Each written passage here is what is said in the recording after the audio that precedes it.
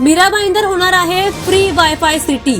मीरा भाईंदर शहर लवकरच free wifi city होणार आहे। राज्याचे परिवहन मंत्री प्रताप सरनाईक यांनी मोठी घोषणा केली आहे। मीरा भाईंदर महानगरपालिकेमध्ये झालेल्या आढावा बैठकीमध्ये त्यांनी ही घोषणा केली आहे। सरकारी कार्यालये, बस थांबे, थिएटर, शाळा आणि सार्वजनिक ठिकाणी लोकांना मोफत वायफाय सुविधा मिळणार आहे। हे वायफाय शहरात माहिती, शिक्षण आणि मनोरंजन सहज उपलब्ध करून देईल असा दावा मंत्री प्रताप सरनाईक यांनी केला आहे। महापालिका आयुक्त राधा विनोद शर्मा आणि इतर वरिष्ठ अधिकारीही या बैठकीमध्ये उपस्थित होते।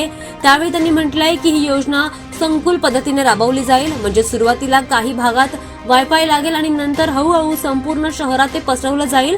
सरकारने या प्रकल्पासाठी अंदाजे 10 कोटी रुपये मंजूर केले आहेत। ही पायरी मीरा भाईंदरसाठी डिजिटल सिटी बनण्याकडे मोठा टप्पा आहे असं मंत्री सरनाईक यांनी म्हटलंय। हा निर्णय शहरातील विद्यार्थ्यांसाठी, लहान व्यवसायासाठी आणि सामान्य नागरिकांसाठी खूप उपयोगी ठरणार आहे।